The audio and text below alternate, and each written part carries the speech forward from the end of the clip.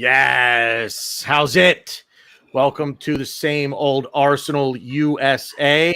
I've got feedback again. Handle that business real quick. We've got a good show for you tonight, kids. We're going to get into some rants. We're going to talk a little West Ham Arsenal from the weekend. We'll probably get into a little preview of the Carabao Cup match. But first, a little obscene profit timeout.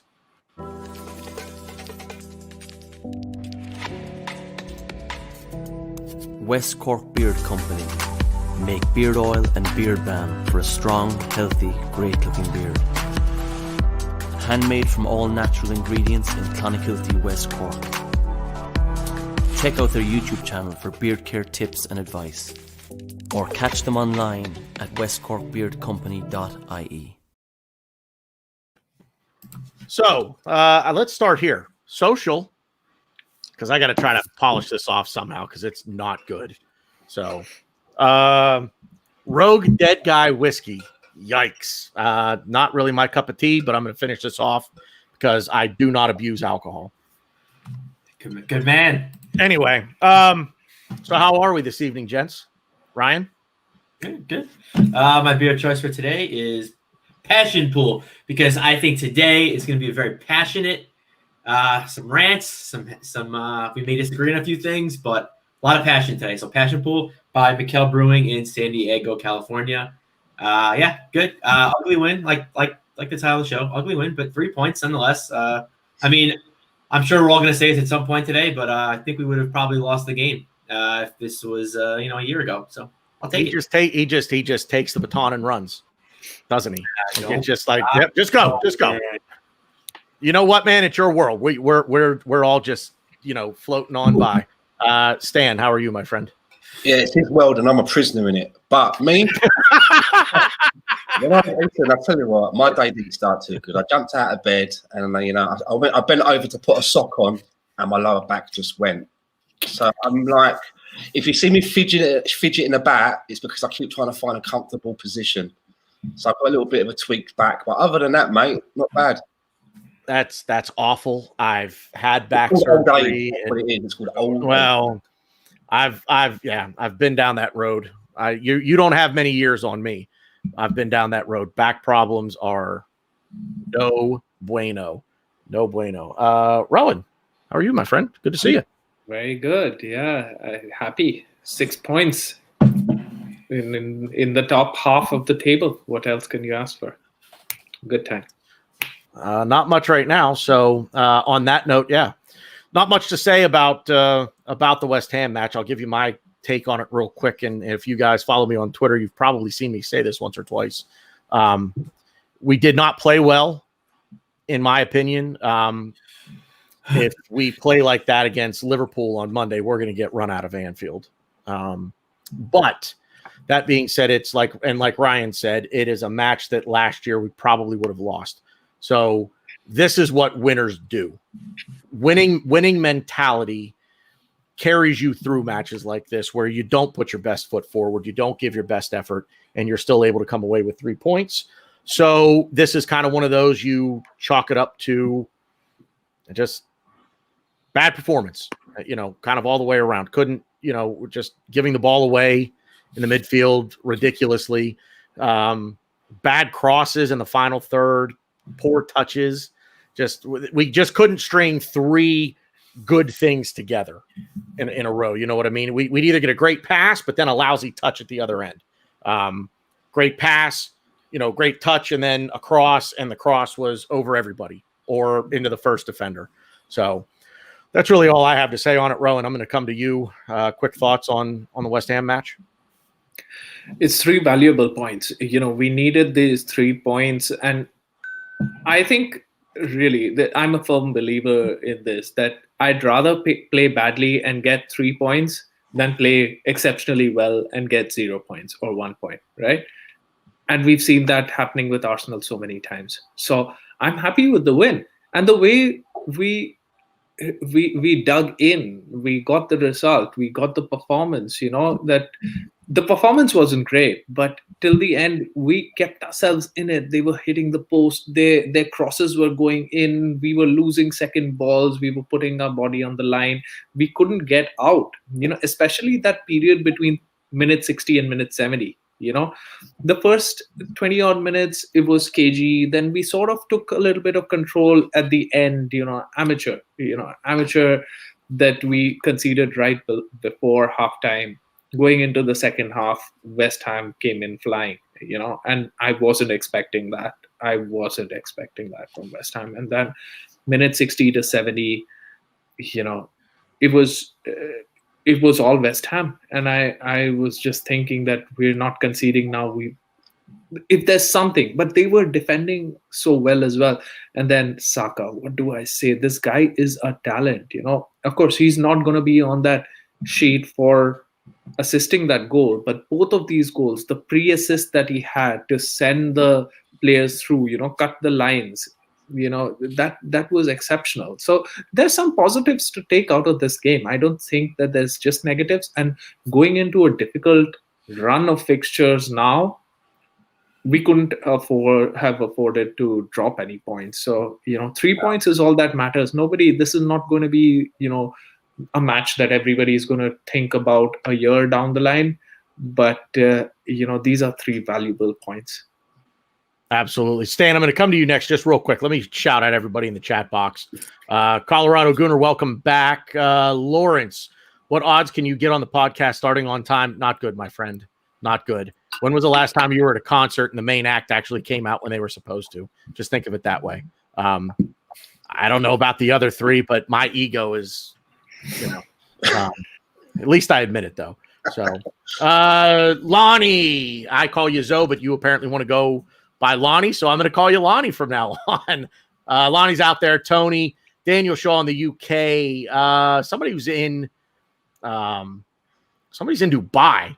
The real Giannis is in Dubai. So thanks for being up with us so early. Thanks everybody for being in the chat box with us. Really appreciate it. I'll be monitoring your comments and questions as we go throughout the night. We'll get to as many questions towards the end as we can, very similar to last week. So, Lonnie, I waited for Wu-Tang for 4 hours. Lawrence, I'll never make you wait 4 hours for us. So, London in the house. Appreciate that. Let me say as well, I guarantee when they came out on stage, it wasn't even all of them, because I've seen them a few times. Never all of them. You can never get them all together. Right. One of the best concerts I've ever seen was actually Wu-Tang Clan and Rage Against the Machine in Camden, New Jersey. Fantastic show. Awesome. All of them? All of them? Dude, at this point, does anybody really know who all of Wu-Tang is? So don't waste the tweet. He's here. Thanks for being here. Yeah, I'm not going to shout at everybody. I got 44 of you in here. So if you're in the comment box, thanks for being here. You're all dolls. We love you. Stan, it's your turn. Take it away. Well, the first thing was I was really surprised that the manager decided to change a winning team. There was I didn't really see any reason for it. And I thought after having such a good performance, just keep a winning team and get a little bit of structure. So I was surprised, and I kind of felt a little bit sorry that El Neni lost his place because he hadn't done anything wrong. And I would say if you look at a snapshot of his last 4 games for Arsenal, 2 of those including the 2 pre-season games, so 4 games, I think he's probably been our best midfielder up until this point. And I know a lot of people are going to say, but he's rubbish. He's not our best midfielder. He only costs 5 million. But I tend to go on form, and if I was the player, and I've had those games and then I was just left out for no reason, I would be thinking to myself, well, is it because my face doesn't fit? What does one have to do to get into the team? So, had we not won that game, then that would be the main question that people would have been asking. But because we won that game and we scraped through, the changing of the winning team gets a little bit swept under the carpet because we got the 3 points. What I noticed about the way that we play as well, though, is we tried in the first 5-10 minutes to make a lot of forward passes, but most of the forward passes that we made, they always got turned over or cut out by the other team. And it got to this stage where people decided, you know what, if I get the ball, and I don't want to make a forward pass anymore because I don't want to be the guy to turn the ball over and have the attack coming onto us. So I'm going to start passing the ball sideways, and I'm going to start passing the ball backwards. And we've done a lot of that. And the more we played like that, the deeper our line was, and the more West Ham came onto us. Because if you look at the lineup that they chose, and I was on a podcast with a gentleman from West Ham, and he was telling me that David Moyes picked a really defensive team. Now, I don't really know the West Ham squad and their ins and outs, but the way that they played, it didn't look like a defensive play because we were so deep. The West Ham players saw so much green in front of them. If you've got that much green in front of you, what are you going to do? Occupy it. But I think that the positives of the game is what I liked was, well, also as well, you notice how much influence that Kieran Tierney has on everything that we do that is good. You know, we basically had to miss out on a guy that plays 3 positions over the course of 90, and we had to put a guy in who can barely play the one in Kolasinac. You know, and I'm going to come on to Kolasinac a little bit later because I've got a few points to make about something. But the other positives that I liked from the game, though, was that Lacazette got a goal. That's 2-2 now. And the substitute came on, and made the difference with Eddie's goal. So that must have given him the world of confidence. And I like to see that. I'm glad that it wasn't one of those games where it was Aubameyang yet again who bails us out. I'm glad to see that other people in the team took it upon themselves. We've got the opening goal from Laka, who's been under a lot of criticism, and Eddie comes on, someone that I'm still unsure about, and he scores the winner. He doesn't just come on and become a body. He comes on and is decisive and does something important. So that's the positives that I'll take away. And when we look back in the history books, it would just say 3 points.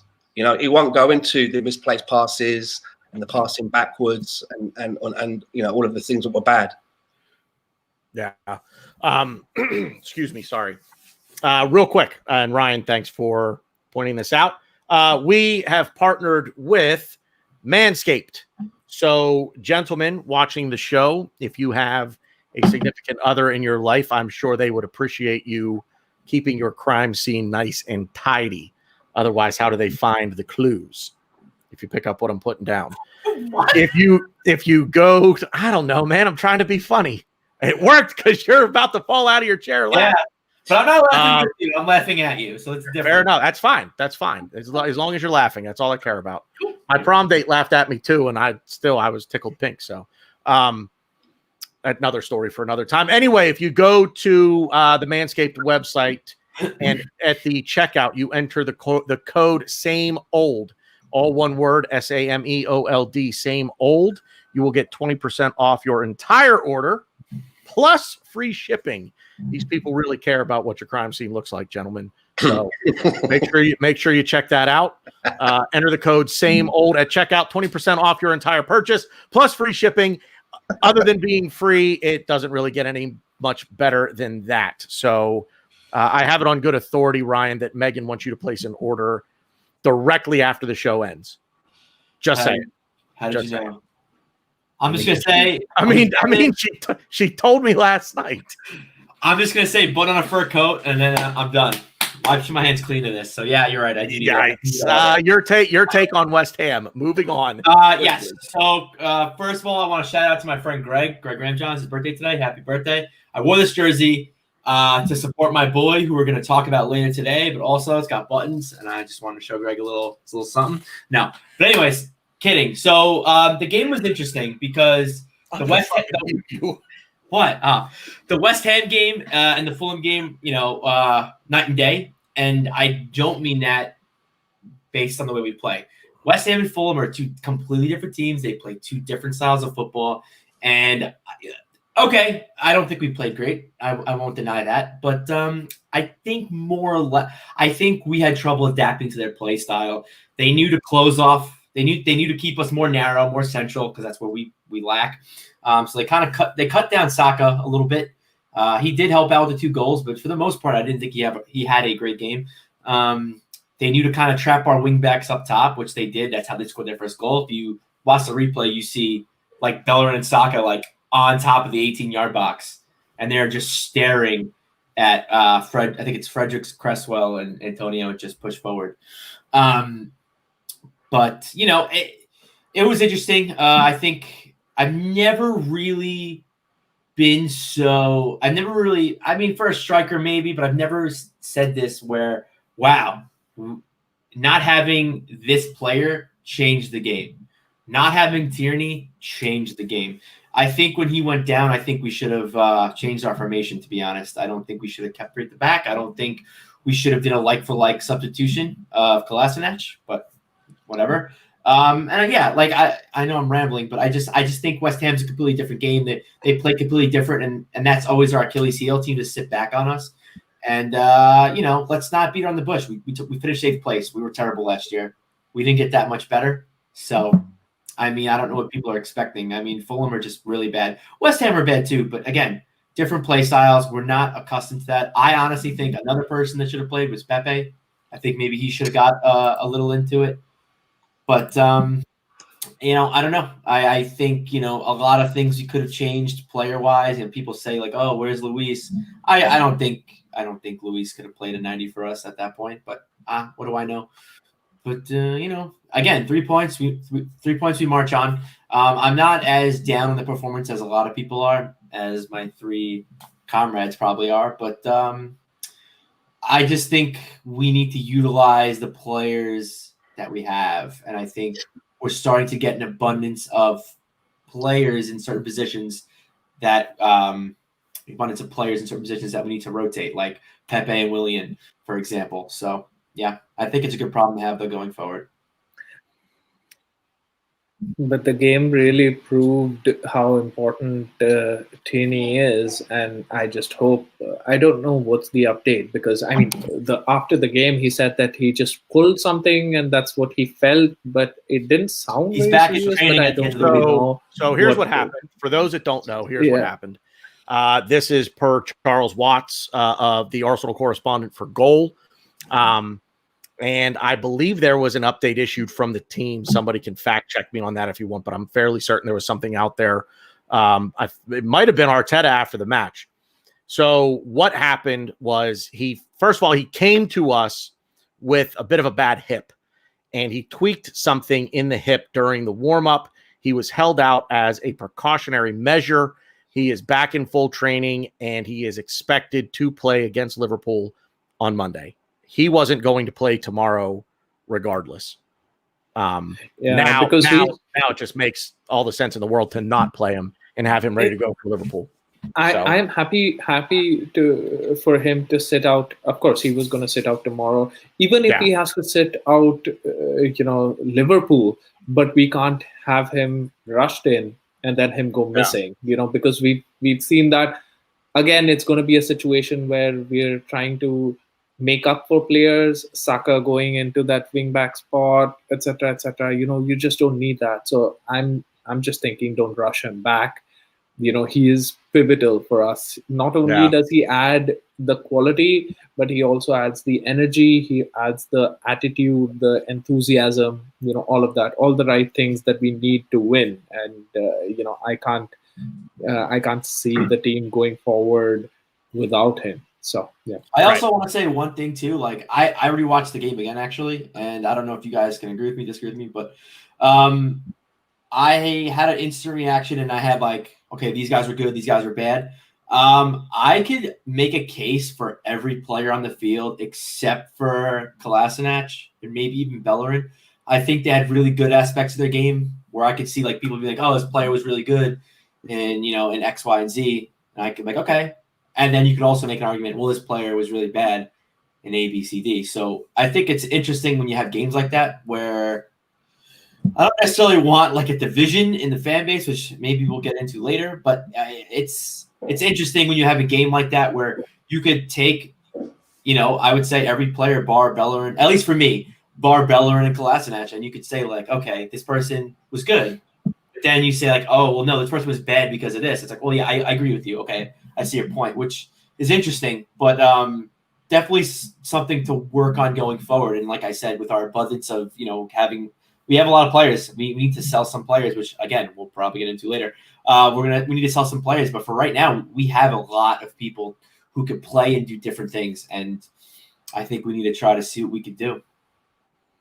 Stan, you want to add anything on Kieran Tierney? It's kind of funny. I'm glad we got into that because it was on the list of topics for tonight. So I'm glad we're into it. Stan, go ahead. Add anything on Kieran Tierney? Not really. Probably only that he's God. Probably well said. Here. No, I mean, I read it was something like he had a tight hip. And I'm thinking, how do you get a tight hip? But whatever it is, they're saying that he's going to be back soon. And, you know, I love the boy. I love everything about him. I really just hope that he hasn't got a touch of the Rizikis or Jack Wilshere's about him, where we have to really wrap this kid in cotton wool, you know, and really manage how we use him throughout the season. Because in the position that he plays, this is someone like you want to be sort of like, you know, like Nigel Winterburn of old, always in every team, in every game, always available. You know, we don't want to be having to, you know, put someone else in there, you know, for a lot of the games, you know, for a third or even half of the season because of injury. Right.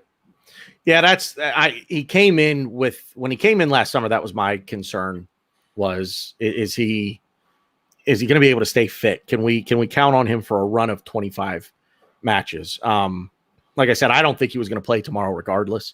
So I back to full training this week. And again, that's according to Charles Watts at goal. Charles is at least from what I can gather, he's about as in the know as there is when it comes to Arsenal. Nobody's perfect. I understand that, but something like this, I would trust what Charles Watts is saying on it. So if you guys are all right, I'm going to go off on my little rant here real quick. And it stems around our goalkeeper. That is Bernd Leno. Our goalkeeper is Bernd Leno. Emi Martinez did a fantastic job for us for 12 matches, and God bless him for it. And he will always have a place in Arsenal lore, especially when you look back at last season, the way the season went, just the COVID thing with the break and everything else. Last season was it's always going to be looked at as a season of adversity just for everybody, especially for Arsenal. And the way that he came in and really, you know, carried the team. He won us the FA Cup. He won us he won the FA Cup with us. He won the Community Shield with us. He's always going to have a special place for the most part in our hearts. Yesterday, when he saved the penalty for Aston Villa, the abuse that Bernd Leno started to take is why? Why cut someone else off the knees to make someone else look taller? I don't understand that. Bernd Leno's your goalkeeper. If you're an Emi Martinez fan, that's great. God bless you. Whatever your opinion of Emi Martinez is, you're allowed to have. Opinions are like assholes. Everybody has one. But it doesn't mean that you have to berate Bernd Leno as the worst investment the club has ever made, or he's the worst goalkeeper in the league all of a sudden because Emi Martinez won 2 trophies and saved the penalty for Aston Villa. I can't wait to see us play Aston Villa to see what we do to Emi Martinez. Not that you know what I mean? Like, not that I want to see us hang 10 on him. Why? Because I'm an Arsenal supporter.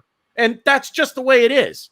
So anybody that watches this, and I mean this with as much respect as I can muster, if you're one of those people that is going to slag off a player on this team, simply to make a player that left seem like he's more than what he is, then go follow that player. And that's perfectly okay. There's nothing wrong with being a fan of a player first, if that's the kind of fan you are or fan you want to be. I don't have a problem with that, but follow that player then. And I'm just going to make a real quick point. Some may not like it. I'm going to piggyback off something that Stan did a while back. You put out your poll, and you know exactly what I'm talking about. I was going to bring that up. Stan put out a poll a while back. Will you still support the Arsenal when Mesut Ozil leaves at the end of this season, or are you going to follow Mesut Ozil to whatever team he goes to, become a fan of that team? In my opinion, there is no wrong answer to that question. I'm not here to tell anybody how to be a fan in terms of that. If you're a fan of Arsenal, then be a fan of Arsenal and support the players. If Mesut Ozil gets a shirt tomorrow, support him. Because if he does well, the club does well. It's that simple. If you don't like Mesut Ozil that much, then the hatred for one player outweighs your passion for the club. And to me, that's a very strange concept to me. I'm a guy that roots for teams and in turn roots for the players who play for those teams. So you don't have to insult someone. You don't have to, again, the best way I can put it is you don't have to cut burned Leno off at the knees to make Emi Martinez seem taller. I wish Emi Martinez nothing but the best of luck 36 times this year, plus whatever they play in the League Cup and the FA Cup. I hope we absolutely paste Aston Villa when we play them. The caveat to wishing Emi Martinez luck at Aston Villa is, boy, if they start winning every game eventually, I'm going to have to start rooting against them. But by and large, I'll root for Emi Martinez this year. So be the kind of person that can differentiate between the two. Have the capacity to be able to follow a player that you've become passionate about and root for him when it's appropriate. But support your club. I can do both. I don't know about anybody else, but I can do both. I can have a good thought for Emi Martinez to play well and be successful with another club. There are obvious exceptions to that club rule. If he'd have gone to who, he can fuck off. But other than that, I don't have a problem. And I wish him as much success as he can possibly have without taking anything away from the Arsenal. So I don't think anybody in the chat box was that person yesterday on Twitter. Most of what I saw was retweets from people that I don't follow, which is good, but it's just not necessary in my opinion. It makes you look silly. In my opinion, it makes you look little, and it makes you look a little bit unintelligent. So don't be that fan. Just don't be that fan. If you want to support him, support him. It's like Serge Gnabry at Bayern. You can root for Serge Gnabry. That's fine. There's nothing wrong with that. But you don't have to slate somebody in this team to make him, look better. So that's all I got. I could just keep going. I'm not going to. I've gone long enough. I would actually like to speak a little bit about this because I think you're a little too nice and a little too respectful. You've got 30 seconds. I'm going to fucking. If anyone's got children in the room, this might be time now. Yeah, this just went from PG-13 to. No, I'm gonna try to be as nice as possible, but I don't want to call fans. Are you in agreement with me, or are you going to disagree? No. I mean, I wore my Germany. I wore my Germany jersey for a reason. All right. Before Leno got hurt, he was our player of the season. And if anybody tells you different, I know there was someone trying to tell me different in the chat last week. I don't believe you. I literally don't believe you. He was facing the most shots in the league before he got hurt. He was I think he might have been 12 shots ahead of Dubrovka, Newcastle, before he got hurt. He won us points. He got us points. He did his job and then some. Martinez, I'm not going to slate him, make fun of him, or I'll try not to anyways. But he's been at the club for 10 years? Cool. He played what? In those 10 years, how many games did he play for us? I don't know. I'm not going to say that because I think he played games where I just don't care. But he came in for Bernd Leno, and I'll admit I was skeptical. I thought the season was over. He won us an FA Cup. Cool. Awesome. Dandy. But, I don't think he had pressure on him. I don't think he really got tested. I don't think he really knew what it meant to play in front of, thousands and thousands of fans. I don't think he really felt it. And I think that when fans come back, and I've said this, I don't know if I've said this on any podcast, but I think when the fans come back, all you Emi Martinez nipple suckers are going to really see, wow, back to reality. He's been loaned out from our club. I couldn't even tell you how many times for a reason. So you're going to slate the club. You're going to slate Bernd Leno because, what are we doing? This guy's great. He played 10 good games for us. And I don't want to bring in Aaron Ramsey into this because I know even some people here will probably. Aaron Ramsey's probably listening to this and going, what the fuck? Yeah. So, where the fuck did we get ice cream? Did you get ice cream? I'm not a big Aaron Ramsey fan. I think he had a couple good games for us, like Martinez, and people want to make a statue of him, call him an Arsenal legend. Cool, fine. I'll give fine. But if you want to call Aaron Ramsey a legend, then I'm sure you want to call Emi Martinez a legend because people are like, oh, Ramsey scored that goal that won us the FA Cup. Well, Martinez won us an FA Cup. So you want to build a statue of Emi Martinez outside the Emirates? You want to call Emi Martinez a legend when he's been loaned out X amount of times? Wenger didn't like him. Emery wasn't a fan. Ljungberg wasn't really too keen on him either. Been loaned out left and right. Now all of a sudden, so all these people are just all these managers.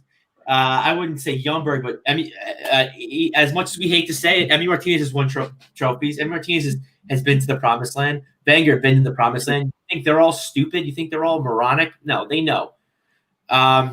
Great business. He played a few games and we cashed in. Easiest 20 mil we've ever made, and I stand by that firmly. And I think that Leno is our future. I think we brought in a backup goalkeeper, cool, whatever. I don't really hold merit to backup goalkeepers. I don't think they're that important. Yeah, if Leno goes down, cool, but I'm not counting on that. I think. Thank you, Lawrence, for calling Aaron Ramsey a one-season winner because I'm not a fan of his, but whatever. Anyways, sorry. Long story short, I don't understand these goldfish mentality fans that think that Martinez is like the best goalie in the world because he didn't really do anything wrong. Yeah, he played good. Maybe he had a couple really nice saves. I'm telling you, Leno was our player of a goalie was our player of the season up until he got hurt. Yep. Hey Ryan. Yeah. Real quick.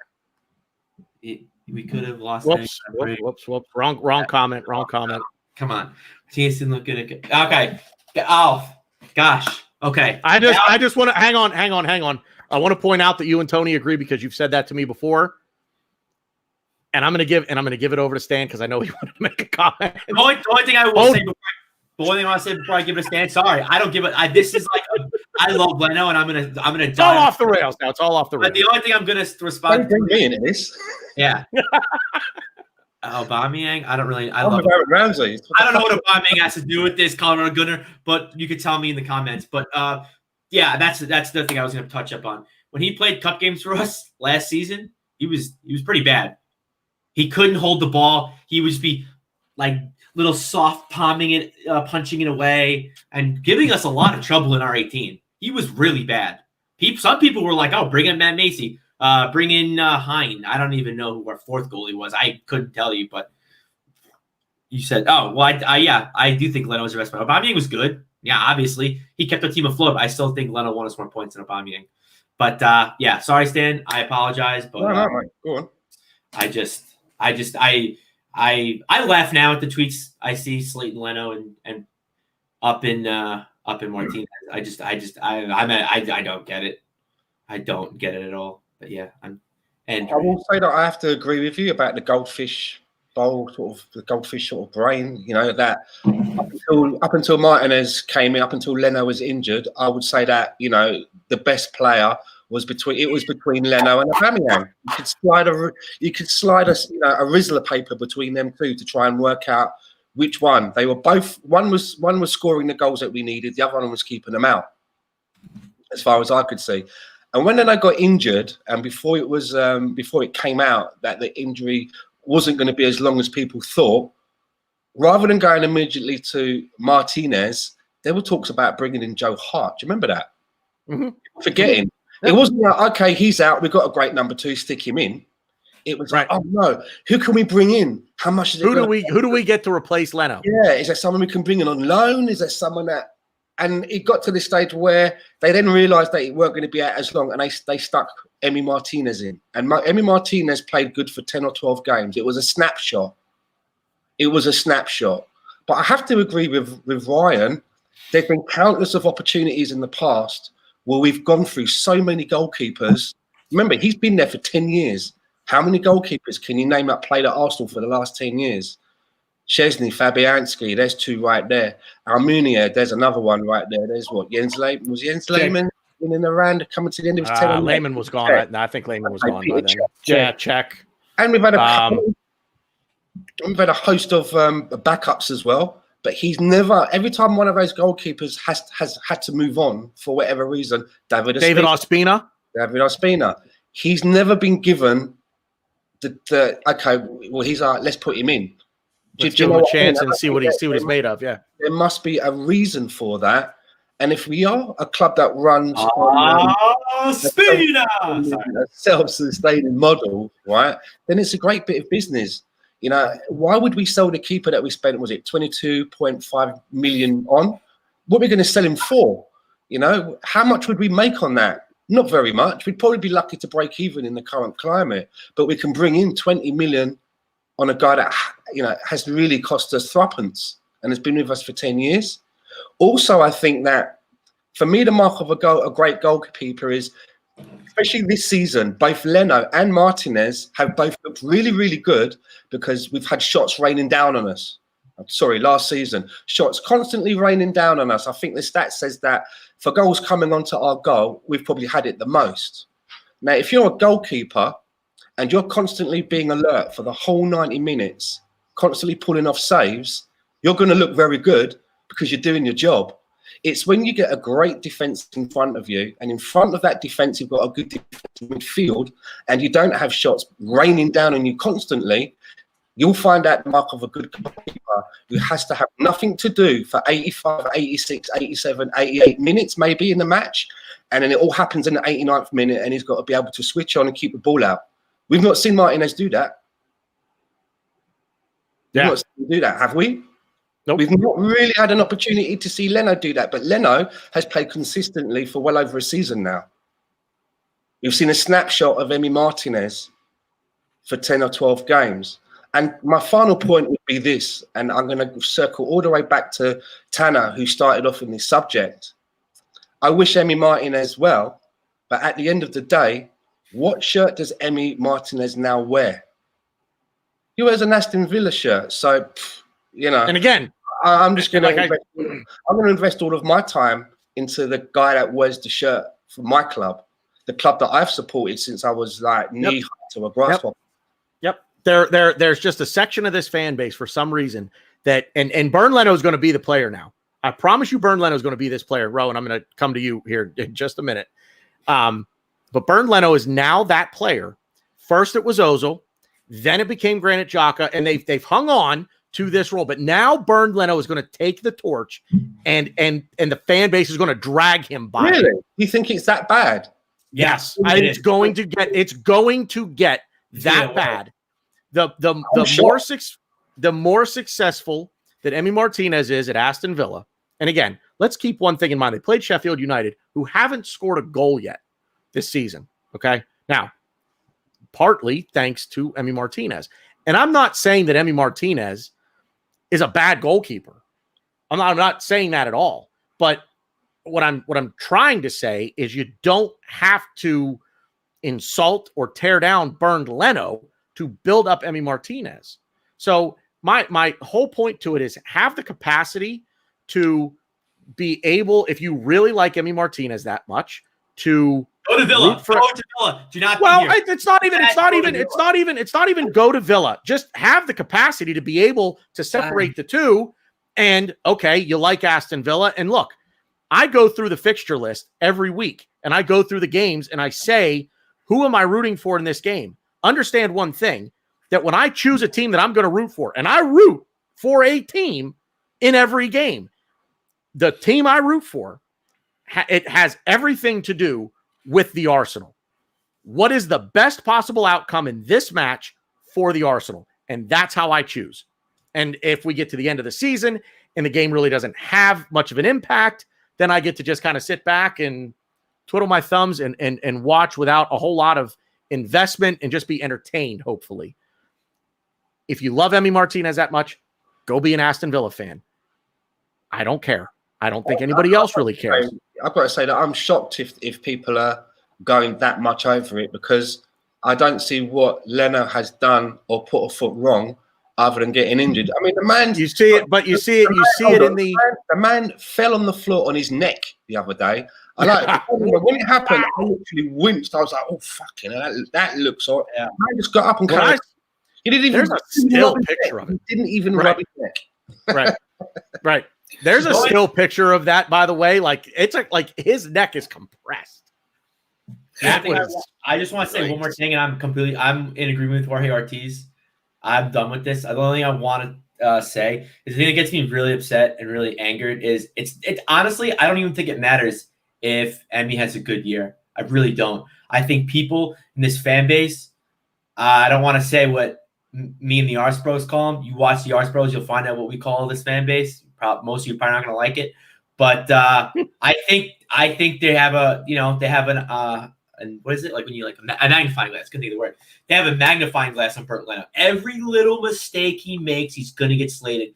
Yep. Nothing. I don't think this is gonna, unless Emmy has like a real shitty season, which whatever. But I don't think this is about Emmy, and that's what really breaks me to the core. Yeah, people love Emmy. I get that. I think their love for Emmy is gonna translate onto hating Bert Leno, and that works. And there's no.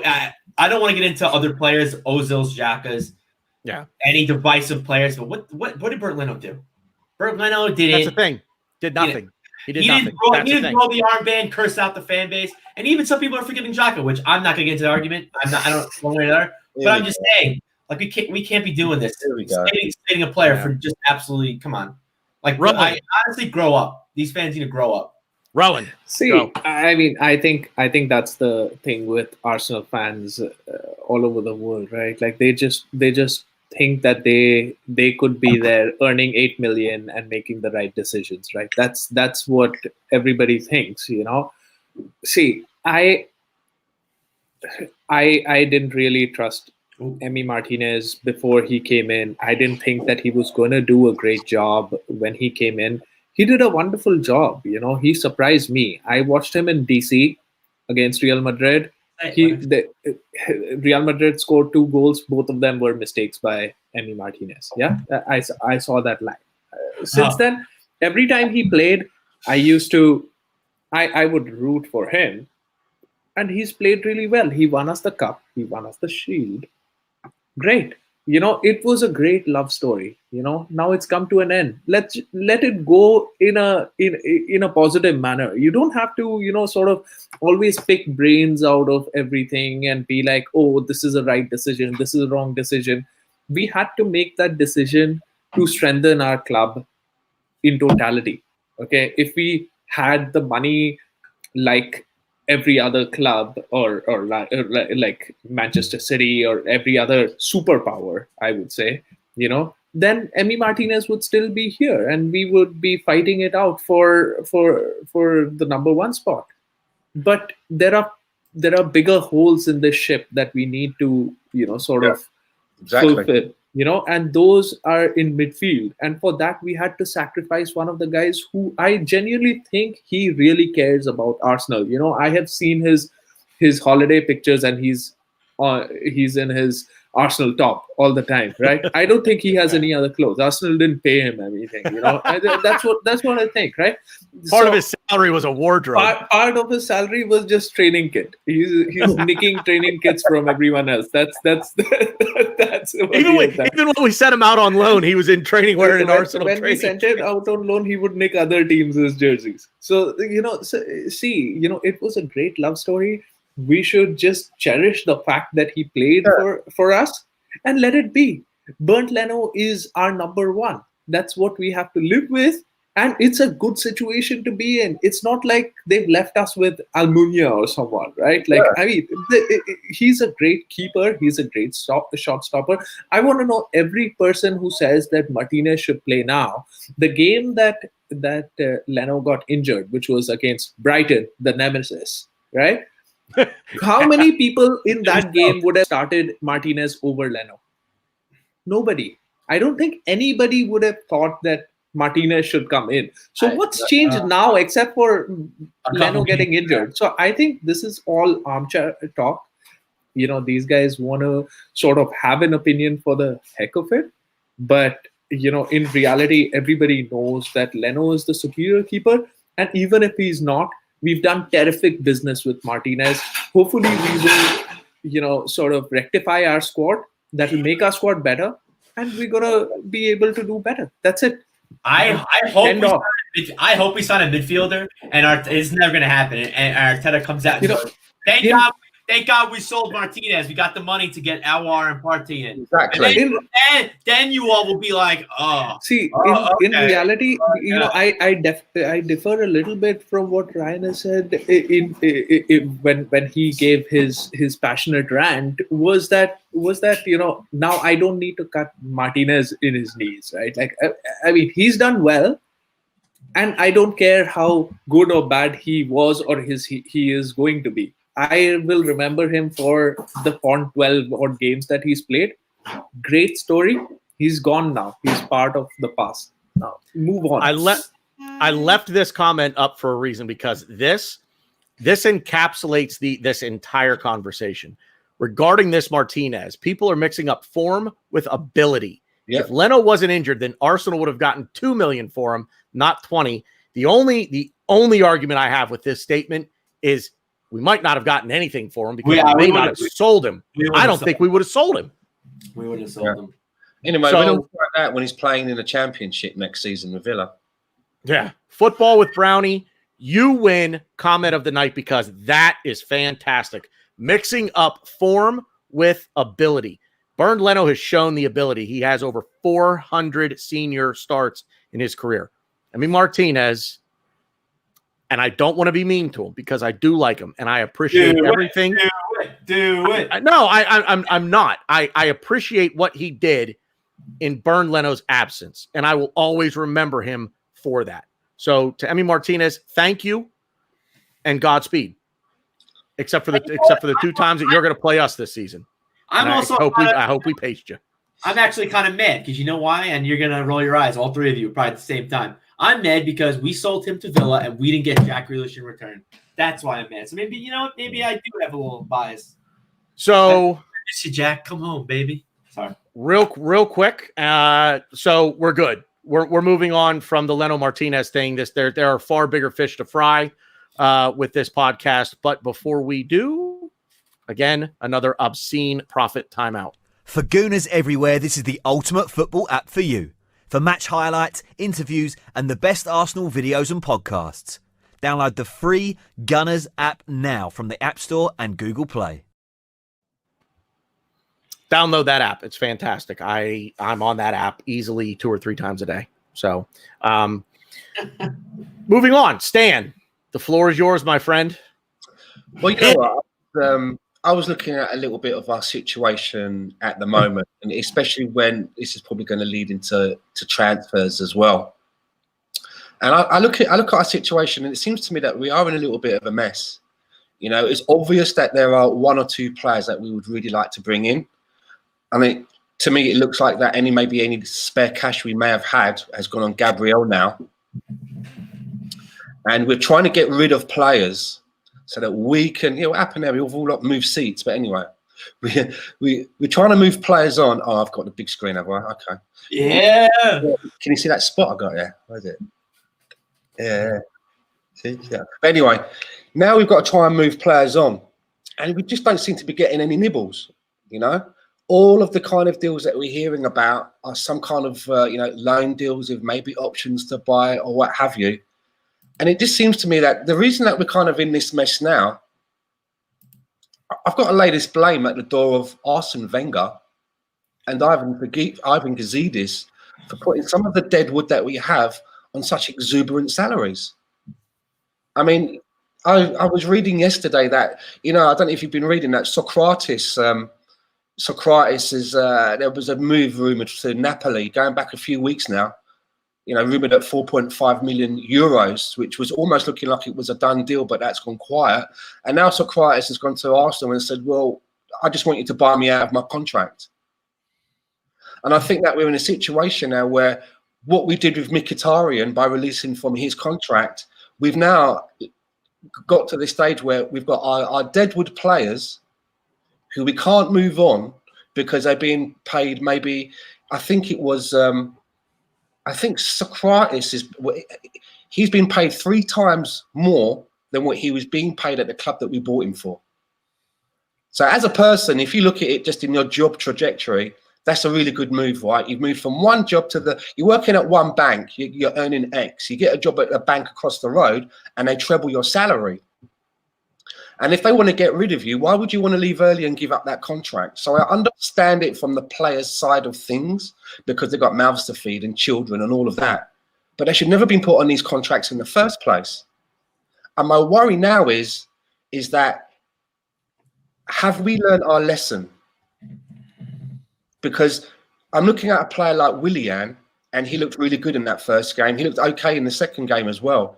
But if he is on £200,000 a week, at some point, and I would say in about 2 years' time, tune into this podcast, and I guarantee you that we'll be talking about a player who's either sat on the bench because players like Martinelli, Saka, and perhaps Reece Nelson will have progressed, and they'll be keeping him out of the side, or his form would have dipped so much that he can't get into the side, and he's going to spend his last year at Arsenal on £200,000 a week.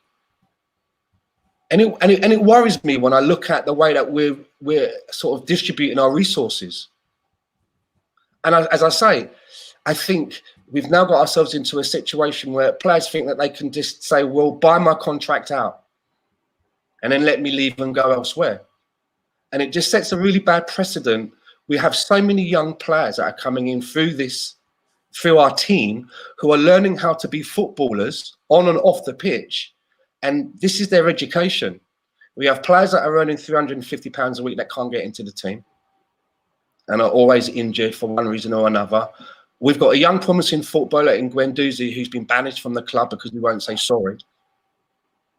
And we've got players that go into the management and just say brazenly, yeah, you want me to leave, I want to leave, but you got to rip up my contract so I can still get my dough, and then I'll go and get another job. It just seems to me that it really feels a bit of a mess on that side. And until we address that, it's going to be difficult for us going forward to bring players in. And I fear that when the window shuts on the 5th of October, we're still going to have some of this dead wood in and around our team. And we're going to have no choice but to try and continue to field them because we're paying them. And, you know, we've done this before under Wenger when we had players like Denilson. We had a project where what we done is we thought that we had a clutch of really young players that were going to take us to the next level. So rather than have vultures flying around trying to pick them off, we would put them on good wages now. So that they've got the good wages now and they're settled. They haven't got to worry about that. But what happened? Most of them flopped. You know? Gibbs. Some of these other, Denilson. Gibbs. You know, De Juru. And I just worry that we haven't learned from this lesson of paying players too much to come and play for Arsenal. And you have to look at where we are and the competitions that we're in. Because it's going to be difficult now to move on. Socrates, it's going to be difficult to move on. Torreira. Even with the Torreira talk, there are clubs interested, but he's earning so much dough, they don't pay that money in Italy. They don't pay that money in Germany. They don't pay that money in Spain. So, you know, I just wanted to put that out there, you know, but at the end of the day, I'm going to try and hold it down because the transfer window doesn't shut for a couple of weeks. And we have a show the day after the window closes. I think the window closes on the 5th or the 6th. We do a show on the 6th. We do a show on the 6th. You know, maybe we'll all be celebrating and throwing confetti, and we will have done the business. And we've got rid of some of our dead wood, and we've brought in, you know, everybody's hoping that we can bring in one of our or Partey. In a perfect world, we could bring in both. So let's see. I just wanted to you know, get that off of my chest because it does worry me that we've got all of this. And I don't blame players like Socrates and Kolasinac. Why would you go somewhere and take 20 grand a week less, 30 grand a week less, 40 grand a week less? And you've still got another year and a half left at Arsenal. Yeah, that's why. It's well, that's part of it. The Mkhitaryan thing, again, that's another part of it. We ripped up his contract, said, yep, all right, go ahead. The deal was, you know, basically Roma pay his wages for the final year of the contract. Can I just say one more thing? You just reminded me as well, because I think it was only about, 5 months ago, something like that, Roma offered us 10 million for Mkhitaryan. They offered us 10 million euros, and we told them to log on. Yeah. And we're in a situation where we're now ripping up the contract. That would have been 10 million euros closer to Thomas Partey. Yep. And the funny thing is, too, out of all these players, these deadwood players we talk about, in my opinion, obviously, which is always wrong, I think Mkhitaryan was probably the best player out of that bunch. So for us to rip his contract up, I think, not the best player. I think he could have offered us the most. But I think us ripping his contract up and us getting rid of him, I'm nervous. I'm definitely nervous. I have serious reservations about the whole situation, and yeah, I'm nervous. I talk a big game. I talk about I can't wait till we sell people. I'm so excited. But in the back of my head, I'm like, what if we don't sell people? What if these players don't want to leave?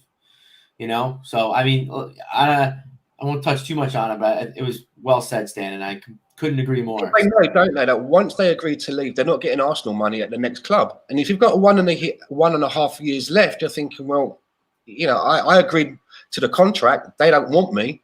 I mean, you would think that the two players that should be the easiest to move on in this window would probably be Guendouzi, because he's supposed to be such a fantastic prospect that everybody keeps telling me. So you think that he'd be snapped up, or indeed Lucas Torreira. And even the deals for Lucas Torreira are all sort of like loans. We don't want loans. We need paper. Yeah. Well, it's tough. It's tough. It's tough in this. And well, I'm not going to say it's tough because the scum are spending by the time the window closes, they'll have spent 100 million pounds. They've got to be pushing 80 right now. So they've spent money and they have a brand new stadium hanging over their head. Donny van der Beek was 38 million pounds. Man United said, how much is it? They said 38 million. They go, where went there you go? Done. Stick him on the plane to Manchester. Chelsea. So I completely Chelsea, understand and agree with the sentiment. I completely understand and agree with the sentiment that Stan you have. I mean, we have overplayed for average players, and that's come back to bite us. The only thing about the assessment is that Socrates is just an example, I know, and he came in 2018 when that was Emery who brought him in, and it wasn't Wenger. But that being said, it's the gross mismanagement of the club has been going on for far too long, and this socialistic attitude that we have, of paying. Earlier, we used to not be able to get the highest caliber of players because we just had a salary cap. But our wage bill was one of the highest still because we were paying our youngsters a lot, and then we weren't paying enough for the superstars. And now we've sort of gone from that end to paying everyone a whole lot of money. I mean, that's where is this money coming from? I just don't understand. But unfortunately, I think that's a trend that's being set. But that's also what the Premier League is. It's just got so much money in it, like Colorado Gunnar says, and he's always right. We all know that. So Aston Villa is spending millions. Genoa or someone in Italy is not spending millions. I mean, I don't know. Maybe they are, but in all probability they aren't. So. That's what the Premier League is, and we've paid for players, we hedged our bets, and those have gone wrong. Now, we've let go of Raul, who sent out a lot of players last season. Let's see what Vinay is going to do. Is he going to be that shrewd businessman who's going to get Deadwood out of the door? Torreira link with every other team has been going on for just too long. He couldn't wait to get back to Italy. Now he's in talks with Atletico. It seems like he would go anywhere but be at Arsenal for some reason. I mean, I don't understand why, but if that's the case, then it's okay. We know what we need. We know whom we have to sell. Even if we have to bite the bullet, this is the time that we sort of, get everything right and get things in the right order, line up the ducks and sort of let's go. That's what we can do. So let me ask a question. Are we nervous right now that no other deals have been done? We're at what now? 2 weeks. I'm taking the Aubameyang contract extension out. We all know that happened last week, but I'm taking that out of the equation. So are we nervous with just under 2 weeks left in the window that these things aren't going to get done? Or are we confident that Aubameyang probably wouldn't have signed the extension if he weren't given certain guarantees that other players were coming in, that we were going to strengthen the squad? And Mitchell, go ahead. If you're getting nervous, are you even an Arsenal fan? I mean, when do we ever do our business early? We always do it late. You know, you have to wait. You know, now, this is the time when we sort of come into our own and overpay for average players. You know, that's what we do. So to Stan's point, I mean, there's no other way to put it. It sucks. The position that Wenger and Gazidis left us in when Gazidis, I mean, I don't know how much say in the actual numbers of the contract Wenger had. I'm not trying to plead ignorance to that. I just don't know. But Ivan Gazidis, I kind of put the blame on his shoulders squarely for this. And we're the Arsenal Football Club. Why are we overpaying mediocre players to come here? That doesn't make any sense. That we should be underpaying great players because they want to come to the. I'm serious about. Like, I'm not just saying that tongue in cheek. I'm serious. Now we've had a dip in overall form lately, not qualifying for Champions League for the past 4 years, and I get that. But even before that, we were still handing out contracts like they were Pez, Pez candies. You just like, this is insane. This is an absolutely ridiculous way to do business, in my opinion. But at any rate, so yeah, Ryan, confident, nervous that things haven't gotten done. What's your take here? Probably say a mix of both. I mean, I like Rohan said, I'm don't get me wrong, I'm checking every day for updates. We all do. We all do. I'm on, if anyone in the chat's a Redditor knows, I'm always on Reddit, Gooner subreddits, refreshing because all the links are right there. I mean, I'm on Twitter too, but I'm just keeping an eye out every little crumb. I lick every crumb off the floor. But I mean, at the end of the day, we do our business late, so I'm not too worried about it. I do think whether we sell people or not, we're gonna get one of Partey and Aouar. I do think that. I think we need both though, and I think to get both, we need to sell some players. So it's definitely worrying. I think to answer your question better is I'm worried about selling players, but I'm not necessarily worried about making a big signing, because I definitely think we're gonna make a big signing. See, this is what I was getting at. Football with Brownie again. You're the commenter of the night so far, and you didn't even have to pay for it. Arsenal are overpaying because they aren't the pull they once were, and they can only attract by paying more. So we are an American. It's sad but true, I think. Well, yeah. So we are based in North America, and I'm going to give the North American viewers a bit of a comparison here. So bear with me for a moment. But I live in Pittsburgh, PA, and the baseball team here in Pittsburgh, PA is just atrocious. And the Pittsburgh Pirates, would absolutely have to do what Football with Brownie just said. To get in a halfway decent baseball player as a free agent, they would have to overpay him. Where a team like the Dodgers, the LA Dodgers, who for the last roughly decade or so are perennial World Series contenders, wouldn't have to pay that much. Because there's something to be said about going to a winner. Now, that being said, we are not so far off. We're not battling relegation. So we're not that far off the pace here. But right now, see, my thing is we've been doing this for longer than we've been out of Champions League. That's what's worrying to me. Right now, I can kind of understand it. But even you go back 5, 6, 7 years ago, we were still overpaying players. That's the concern, So Stan, this has been an absolutely tremendous point made by you. I am going to say this. I think I may have said it last week. Not sure. Don't remember. Sorry. I'm old. Memory comes and goes. You're lucky I'm here. that I even remembered to be here tonight. Honest to God, I think we're going to get both. And I think we're going to make a really, really strong push for Wilfried Zaha. There's just, again, it's the kind of thing where I do. You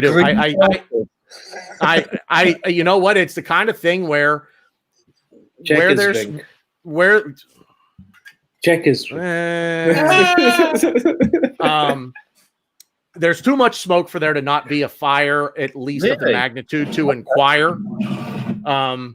But hold on so you're talking about William Zaha, and I'm glad, because I was thinking this earlier. Where the fuck would we put him in? I mean, all right. I'm glad you brought that up, because I keep seeing this on Twitter as well. A lot of people not necessarily asking me the question, but just posing the question in general. Let me just ask, if we're really something only here, let me try and preempt you a little bit. You generally believe that we get Zaha in, because obviously he's a left winger, right, in that Aubameyang spot, and we just shift Aubameyang into the middle. So I think Zaha can play. I think Zaha's a bit of a Swiss Army knife, kind of like Willian. He's better on the left. That's his best position. I think he can play through the middle. But I think here's what I think. I think that Mikel Arteta wants to bring in players so that he basically just says, look, we're not the best team in the league, but we're not far off. Look at the lineup that City could run out there in any given match. That's where he cut his managing teeth, was under Pep Guardiola at City. Their second team, for crying out loud, would qualify for Champions League. That's where he is. It's one of those things. It's like, is it a problem? Yeah, because you've got guys who are going to be itching for playing time. But it's not a bad problem to have. When you could bring somebody like a Wilfried Zaha off the frickin' bench, if that's the role that he's going to play, or now I'm not saying he'd come here and that's what I have no idea. How much are they going to sell him for? You remember the last time out? Well, so the rumor is they wanted 80 million. How far? So the rumor is they're not getting 80 million. The rumor is Reece Nelson on loan for a year, Zaha to us on loan for a year with the obligation to buy for 50 million next year. Here's my other question to you. I want to ask. It just popped into my head. Is Reece Nelson got an obligation to go there or anything like that? No, I didn't hear any obligation to buy on Palace's part. Reece Nelson would go there on loan for this year and come back, and then we would oblige to buy Zaha for 50 million next summer. And where are you playing him? Where are you going to fit him in? Where's he go? You ready for my answer? Everywhere. I'm not the fucking coach, so it ain't my call. I don't have to make that decision. I think it's depth. I think he just wants. Why Willian? Why did we bring in Willian? I mean, now that because we have Pepe, so you can't play them all. I mean, I kind of tongue in cheek when I first heard the Zaha rumor. I said Mikel Arteta isn't after winning the league. He's after world domination. And at the end of the day, if we can't stop other teams from scoring against us, all right, again, cover your ears. I'm sorry. Fuck you. We're just going to score 7 or 8 goals a game. Or we're going to try. To me, like Mikel Arteta collect wingers like some people collect fucking stamps. By the sounds of it, you know. I mean, it could be. And looking at that situation, I can understand it if you've got Willian in the one hand, you got Zaha there, and you're like, well, which one? He's got Willian now. I just don't see any credence in why he would go out and. I'm not. All I'm saying is, again, there's too much smoke for there to not be a fire of some sort. I'm not saying it's going to happen. I think Partey and Aouar both happen. I really do. I think they both happen. My conspiracy theory is, now you got me started, mine is I like Aouar and Partey, but in the back of my mind, I've got this little feeling, or it may be a wish, that Lacazette is sold, and then Hudson Edward, Celtic, and comes back with Edouard. See, that move over Zaha would make more sense to me, because he was asked about Lacazette quite just the other day, and he said that we have not offered him a new contract. He said that out very firmly, and that kind of, to me, that says come and get him someone.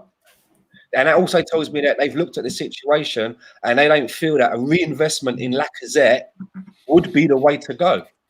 That would mean higher wages and a sign-on fee and a period of time that you've got him.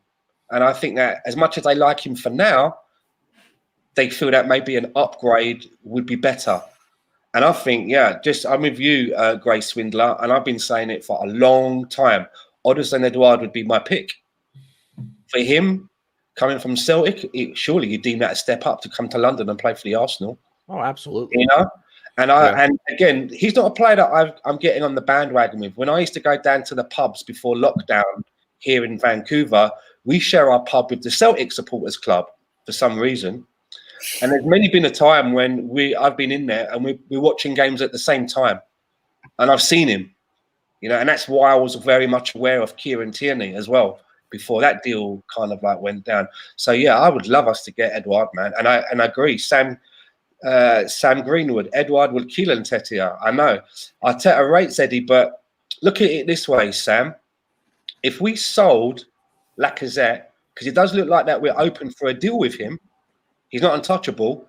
And let's say we reinvested that money not into someone like Edouard, but in another part of the pitch. And that means that we've got now Eddie starting most games as number 9 and Aubameyang. That's not enough. Let's say Aubameyang broke his leg, God heaven forbid, or Eddie.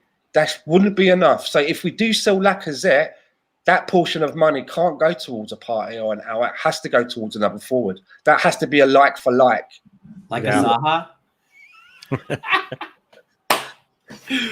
Sorry. I just wanted to touch up on Zaha just for a second. And I think there's like a couple. I mean, I'm kind of playing devil's advocate because at the end of the day, gun to my head, probably don't want him.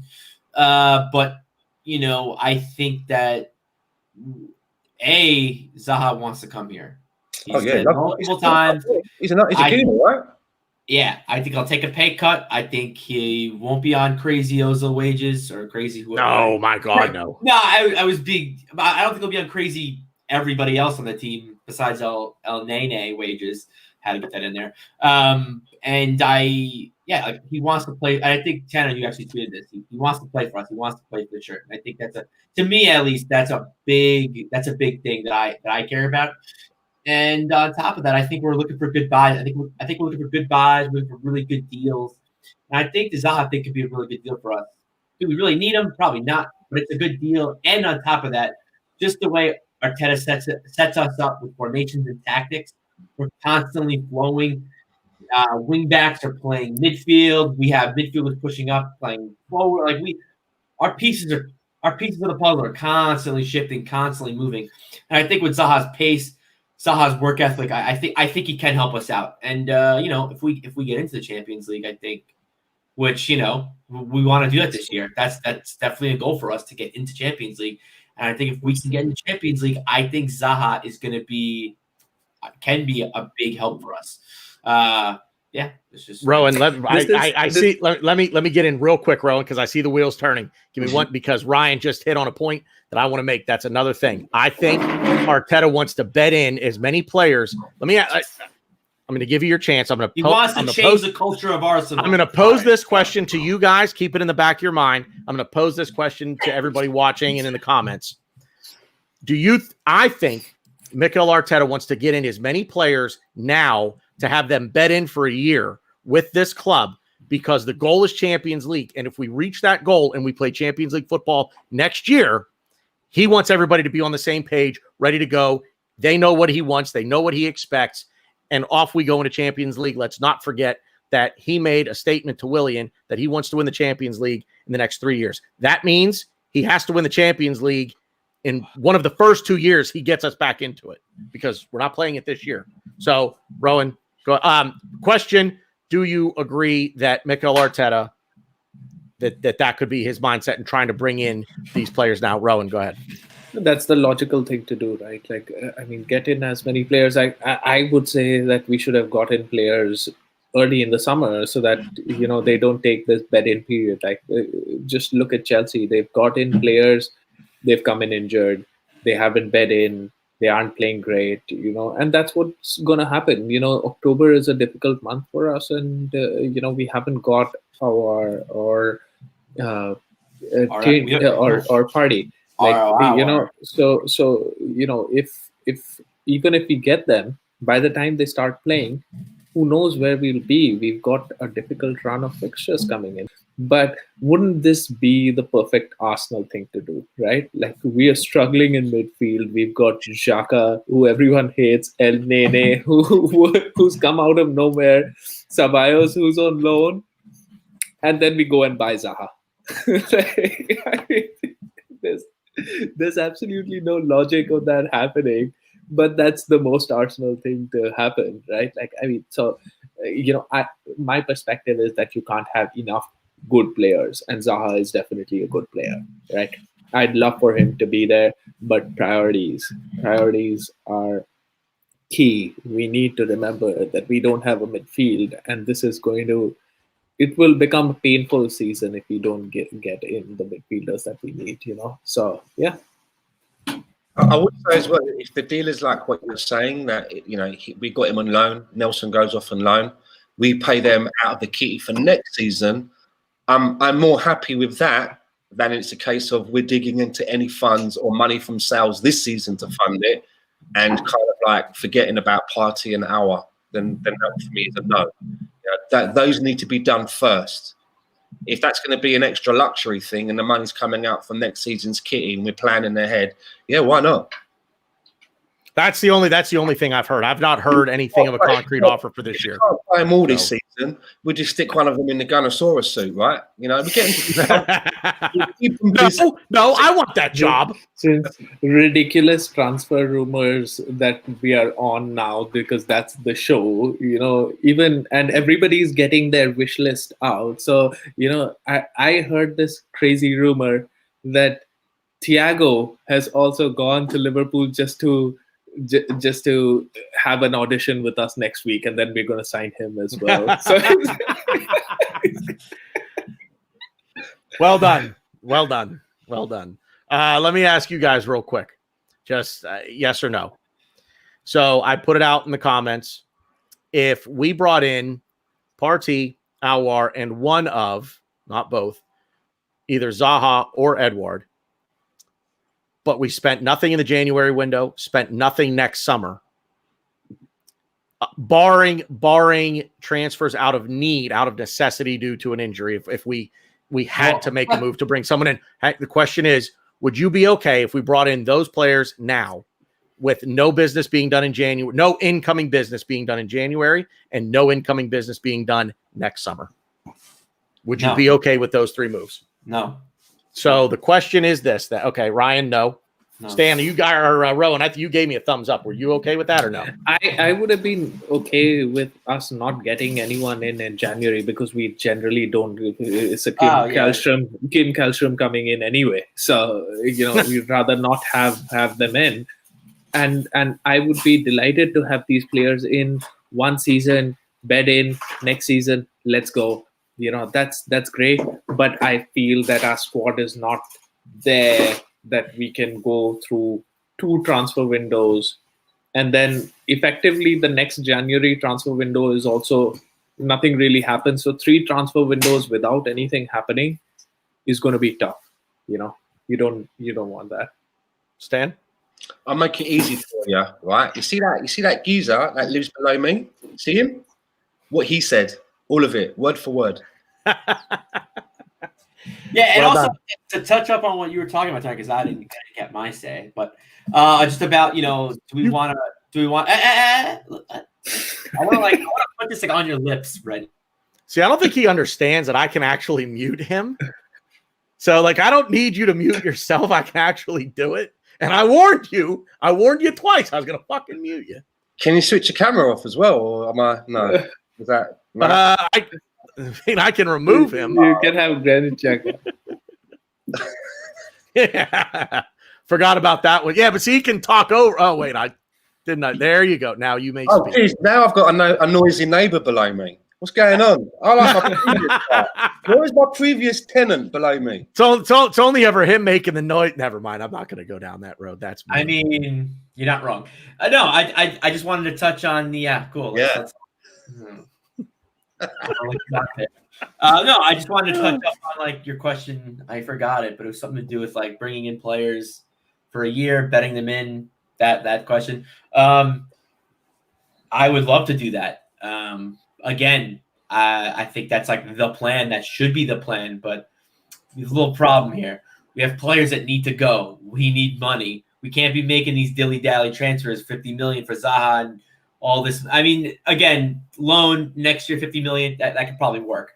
But I love the idea, but I don't think we're in a position that we could do that financially and just based on the players that we have that we need to, like Stan said, just get rid of, and we can't because of the wages. Because if you think about it, we get to next summer, and if we do what we just said, Zaha's in there, that's 50 million that would have to go out of the kitty. And then if there's an obligation to buy Dani Ceballos, that's like another 20 million. That's 70 right there. So I hear what you're saying. We're kind of like we're overdrawing in a way. Yeah. We're doing it that way, but you still would like to see at least one thing happen in the summer. You don't want to have a summer transfer window where you do absolutely zilch. Do you know what I mean? I mean, one, Twitter would just explode. It would just cave in on itself if we did that. Do you know what I mean? So something would have to happen. And I'm sure that we could raise enough by shedding some dead wood to accommodate at least one player somewhere just to put a fresh face in, so to speak. Better check. Yeah. Oh God. Yeah. That'll probably be the summer that Benzema or Draxler will come to us. Yeah. All right. And anybody else on transfer business? I kind of got us off the rails here from what we had been talking about, but I do want to preview tomorrow's match a little bit real quick. Yeah. So, Ro, did you want to say something? No, we gotta be calm. This is what we do. Wait until deadline day, and then we'll see what all we've got, and we'll do a show then. I need the Emery thing from training where he's come, and then he goes nuts. That's true. I could watch that all day. I love that thing. Anyway, so let's move on to tomorrow's Carabao Cup match. I think we're going to see basically two reserve squads play. Our reserve squad might be a little more talented than theirs simply because of some of the players we have in it. Mesut Ozil. I said talent. But yeah, I think we're going to get I think we're going to see two reserve squads battle it out tomorrow night at the King Power. I don't really have much more than that to say. I think we're going to see William Saliba tomorrow night. Get some first team action. Ozil's going to play? You really think Ozil's going to play? Yeah. Okay. Yeah, I think Ozil's going to play in midfield with El Neni. Do you think he will start or be on the bench? I think he'll start, and I think it's going to. I think you might actually see the 4-3-3 tomorrow night. I'll put it this way: if it's a 4-3-3, I think Ozil starts. If he stays with five at the back, I think you're going to get El Neni and Joe Willock in the midfield. Yeah, and I think Ozil will be on the bench. One way or the other, I think Mesut Ozil's getting a shirt tomorrow night. Interesting. I mean, I don't know. Five at the back's going to be interesting because here again, you're not going to play David Luiz tomorrow night because he's coming back from injury. So you don't, and that's why he didn't start. Rohan, you may have asked this. Why didn't David Luiz start? Because he's coming back from an injury that he was originally supposed to be out for like 6 weeks for. It was something with his neck, and then all of a sudden he's listed in the squad last week on the bench. I was like, wait, I thought he was supposed to miss like 6 weeks or something like that. So maybe I'm crazy. Maybe I made it up. But I don't think he's going to play because you're going to get him against Liverpool on Monday. You're going to get Gabriel against Liverpool on Monday, and you're going to get Rob Holding. So the question is, who's going to play? Who's in the back three? So it's going to be William Saliba.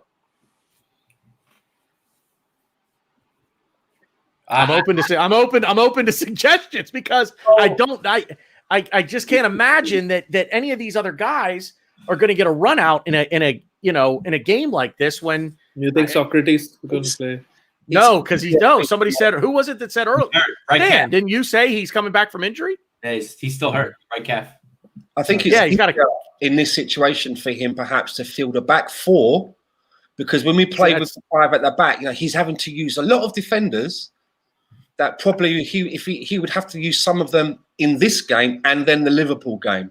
Yeah, Gabriel might be really fresh and rotate. A back 4 of maybe Cedric we haven't seen Cedric play much. He's hurt. We've got probably as a left back, I probably think that he will stick with Kolasinac. I think Kolasinac will play again. Ryan, did you say Cedric is hurt? He's hurt. He's not playing. He didn't travel with the team to Leicester. He's not. Is playing. Cedric hurt? Yeah, he's hurt. So then it's going to be Maitland-Niles. Yeah, it's got to be Maitland-Niles then. Maitland-Niles, Kolasinac as both left backs, and then in between them, who's there? Saliba. I want to see Saliba and Gabriel. If they're the future, why not give them a run out? And Gabriel's just come in. Probably like 5 minutes. Because he wants Gabriel for the Liverpool game, I would suspect. Yeah, but the Liverpool game is on Monday. That is true. We do get 4 days off after this. Okay. So that's the one nice thing about it. But I think there's going to be. I think Eddie will be up front. Yep, Eddie will lead the line. He'll get the minutes because Pepe will start on the right. I think you guys are giving us too strong. Pepe's going to start as well. It's a good one to give Pepe minutes. Wouldn't be shocked if Nelson goes in on the left. Yeah, our record signing will get a run out against the B team Leicester in the Carabao Cup. Real quick, back to the Zaha thing. I don't mean to circle back around to this, but listen to the names that we're saying right now. Listen to the names that we're putting out as a reserve side. For crying out loud. This is what we need to do to get to where we want to be.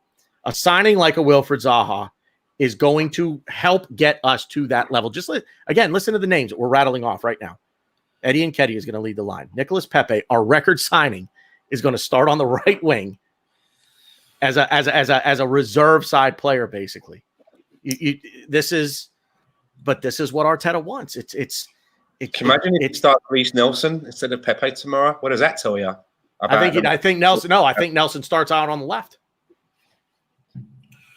I think you guys are making our lineup stronger than it's going to be. I don't think it's going to be this strong. But I don't know. I'm just thinking of guys that are going to play that can play. And I also think that somehow Willock and Emil Smith-Rowe will be around on the team as well. I mean, surely Emil Smith-Rowe's hurt.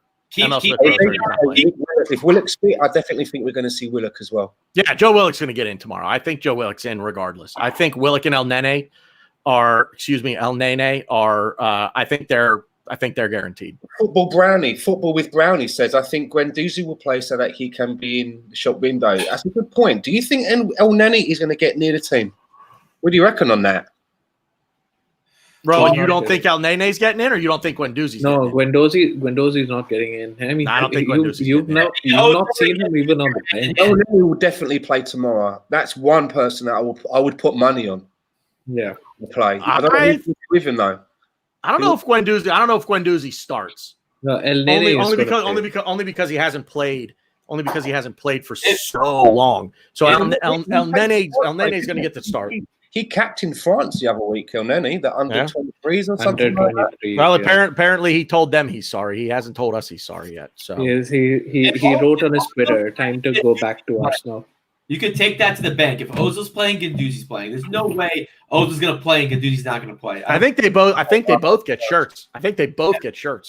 I'm not saying they're both going to start, but I think they both get shirts. This is going to be quite an interesting lineup, to be fair. When you think about it, it's going to be interesting to see if Mikel Arteta is going to go the whole hog and have a real backbone of kids in there and give them the minutes, or whether he's going to sprinkle it with some more sort of first team players in there as well. Do you know what I mean? It's going to be very interesting. I want a decently strong squad. It's the third game of the season, for crying out loud. Why do these people need any rest? Like, I mean, it's a difficult game that we've got. Generally, we would have played, something like Luton or Blackpool or someone like that. But we're playing Leicester.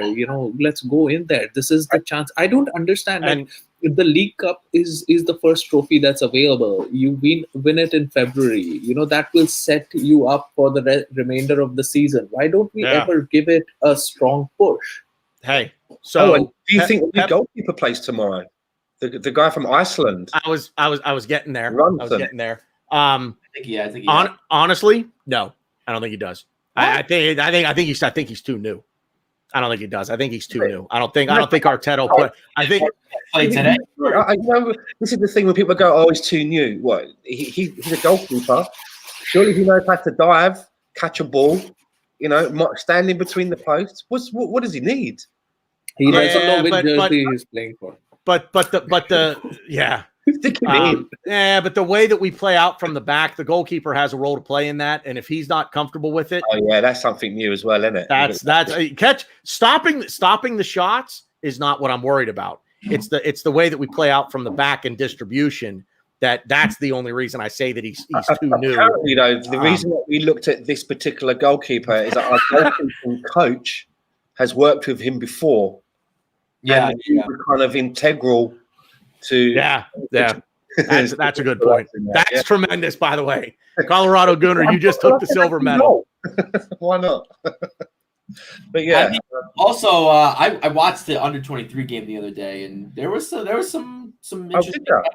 Yeah, there was some interesting talent going on. How was Saliba? Yeah, I was going to bring that up first. A lot of people were tooting Saliba's horn. I listen. He did not play bad. He did what he had to do, but nothing that he did really excited me. I was like, yeah, that's not a bad thing. No. I didn't say it was a bad thing, but people were like, oh, he's got to get in the team. He's levels above the under-23. He was not levels above the under-23. He didn't really do anything to set himself apart from everybody else, which again is fine. He's just getting into the swing of things. But he looked confident on the ball. He made some runs here and there, but he didn't really think that like, oh shit, that guy's a clean sheet, Ryan. Did they keep a clean sheet? No, they tied 2-2. But yeah, I wasn't. I like what he can become. I just was like, okay, cool. Well, actually, it's funny. Who I was more impressed with was his partner, Ballard. Ballard. Sorry, Daniel Ballard. Yeah. I actually would like to see him get in the team. Maybe not start, but maybe get on the bench. I'm a big. Yeah. I like the way he plays. He might be a sub tomorrow. Who played up front in that game? Was it Balogun or who scored the goal? Balogun, Oleanenka scored one of them, and the other one was not Salah. Oleanenka and Cottrell. I'm not worried. Cottrell. Yeah. You know who was? Oh, no. This is. I think this guy. I think is levels above under 23. So I want to see. Former scum. I want to see George Lewis. He's got some touch, baby. He was dribbling in and out of. He was doing some things. He assisted the first goal, and literally he just danced. I believe the youth of today would say he was doing bits. Yes. He was dancing in that 18-yard box, and those Brighton defenders couldn't do nothing. And then he laid it off to Cottrell, who had a nice shot. Against Brighton. Yeah, that's some true certification. And to be fair, our under-23 team is not that great. Let me preface that because most of our guys are out on loan. But there are some gems like Aziz, Salah. Yeah, I think he's related to. No, I'm kidding. But then we have some guys that are really going to be making knocks on this team, and that's another thing too. Like I was going to bring up earlier, I could be biased. I really like some of these players that we didn't send down on loan in our under-23s. I think they need to get some, maybe just train with the first team, see what's going on. But maybe we may not need to spend so much. I would say George Lewis and Ballard were the two guys I was severely. Is George Lewis a winger? He was a winger, but he played a lot centrally, almost kind of like a pseudo 10. But he was all over the place. Salah was kind of controlling the flanks a little bit, so I think Lewis kind of was almost like a 10. They got some talent. Like I said, they're not good, but there's some players there. Like they're young too. I think Aziz is like 16, 17. Salah 17, yeah. Is 16. So keep an eye on these guys. They're going to be. I hope they could maybe get some experience in the cups for us because it does bother me how for so long now from our academy we seem to have a wealth of attacking players and midfield players, but we don't seem to have anything coming through in defence. I mean, you hear about it's been that way for a while now. You hear about Zach Medley, Ballard now. Ballard got called up to the Irish team, didn't he? He was either Northern Irish team or I forget which part of Ireland he got called up for. But I mean, he's Ballard. Okay, Northern Ireland. He's getting called up, and he's hardly had any games in the under-23 teams. I mean, it does concern me that our academy is finding it difficult to bring through defenders, of whether it's fullbacks or central defenders. I just don't understand what's happening there. I mean, we must have some playing in these teams. Are they that bad? I mean, look how many defenders we have now in and around the first team. It's about 8. Including Matt. Yeah. There's about bloody 8 of them. So another player who I actually like too, a defender of ours, Mark McGuinness. He actually McGuinness. McGuinness. Well, they announced he's going on loan to Ipswich Town. Yeah, that could be good. I do think that this Ballard guys, I think we're gonna get. I think we may see him a little bit in the future because, as far as defenders go, like you said, we don't have any. So I think someone said it on Twitter, like he's our emergency break the glass, press the alarm defender. And I like him. I think he could do something for us. Is that Daniel Ballard? Yeah. It was. I think it was wasn't there a pre-season game? He scored like a header for us. He's really tall. He's a really tall guy. He's a big boy. He's definitely a big boy. So I think he tries to do a little too much sometimes with the ball, but I think our coach that of him. I'm not too worried about it. But it's funny because the more I talk about the under-23s and how you guys pick such a strong team, I'm kind of now starting to agree with Rohan. I think we are going to pick a strong team. I think we will see Willock. I think we see. I think Pepe should be playing game. That's right. Sorry. I think Pepe should be playing in the big game. I think Pepe should be playing against Liverpool. I think he suits us better against tougher opponents like Liverpool, Man City over Willian. But I don't know. What do I know? So if he's not playing against Liverpool, I mean, again, like what Rohan said, we're playing on Monday, so I don't see what the big deal is. But I don't think Pepe is going to play both games. I personally would rather see him play against Liverpool, but I do think he's going to be. Having so many games, having so many days now between this game and the Liverpool game, so there's obviously there should be enough time for recovery if you're a first team player. So now I'm aware of that. I'm thinking to myself, well, is he going to put out a strong team then, knowing that he's got that recovery, or is he going to give other players minutes? Do you know where I'm coming from? Same with Leicester, right? Unless they're going to put out their strong squad if they've got plenty of recovery time as well. So it's going to be quite. I don't know if Leicester's squad is that big, and they probably will give minutes to a few of them. I don't see Vardy playing or someone like that. Yeah, I don't think Vardy's going to play. The same like with us. I don't see, even with a strong squad, Aubameyang's not going to play. Lacazette is not going to play. These players are not going to play. But that being said, there are plenty of players, and don't forget, right after this is the international break, right? They go on break after this. So there's after Liverpool. Yeah. I thought it was after Sheffield. I'm sorry. I thought it was after Sheffield. It's after Sheffield because we play Sheffield the 3rd. Well, hold on. If we win tomorrow, I think our Sheffield game changes, so we may have the break. I don't know yet. That's We've got so much recovery time. Yeah, that's right. Maybe consider using this game to continue working with a structure of your first players. Do you know what I mean? But then again, as I said, he did change a winning team. Yeah, so who knows? So it's interesting because you would think our goal this season is to get top 4 in the Champions League. So you think like later down the months, we're going to really be putting more eggs in the Premier League basket. So for me, I do think we should maybe get the best of both worlds, and I know people might slate me for this because the FA trophy is our trophy. But I think that in the FA games and the league games, I think we play a lot of these young guys. So I think you get the best of both worlds.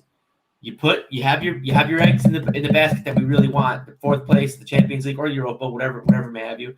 But I do think that there's talent at this younger younger echelon of players. And I do think that we could be making some moves.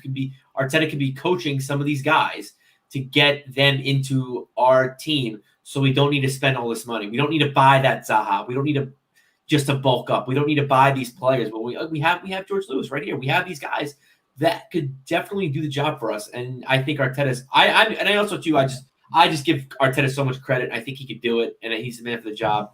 And who knows? Maybe these young guys are going to impress so much we can kick these old geezers out, all these deadwood geezers out of the club. I know it's hard, and I know, but I pray that it could happen. All right, fellas, I just put out a tweet.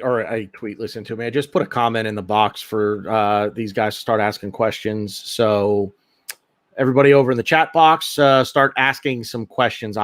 We will get to as many of them as we possibly can. Great comment there from Gray's Winder, who says Conte won the league with an 18-man squad back in 2017. Yeah. So, I mean, all I'm going to say on this is when you look at the way that Manchester City and money notwithstanding, I get that part of it, but the money notwithstanding, they wanted to build basically two teams that they could run out there at any given moment and just dominate no matter what. And I think that is what Arteta is trying to do. So, yeah. Sam, I'm fairly certain you're over in England. No, he's in Norway. Sam lives in Norway. Even crazier, because that's another hour. Yeah. So it's my God, man. The sun's got to be coming up over there. He's English, but he lives in Norway. Then again, though, it might be that part of the year where the sun don't come up. I went to Norway once, and there's parts of the year where the sun don't come up. And there's parts of the year where the sun stays up where it doesn't set. Yeah. So Sam's over there in the 30 days of night part of the world. Has Arteta? Thank you. Somebody got that reference. Has Arteta now shown that these players we have are not uncoachable? Yes, I think so. Anybody disagree with that? They are not uncoachable. That's correct. He has coached some sense into them, but I think, whenever I think of it, and as I said this, I had this flashback of when everybody was raving about Mustafi and how much better he's become, and then against Spurs, he just absolutely lost his shit and was going to the floor every 2 seconds and getting beaten. There's something about them that in their DNA, they just are massive F-ups. That's what they are, and you can't take that out of them. Some of them. Tony, who gets more starts at right wing, Pepe, Willian, or Saka this season? It's a good question. That's a fantastic question. Yeah, that's a great question. Times I'm thinking, fuck me. I'm right off the bat. I'm eliminating Saka, because now with Pepe and Willian in there, Saka's not going to see the right. I think he'll only play on the left. So that's Tony. That's a great question, man. Hold on. If he's only going to play on the left, or what is that? Just when Aubameyang's being rested? I think once we get to the 4-3-3, I think Saka plays left midfield. Yeah. So that's what I think.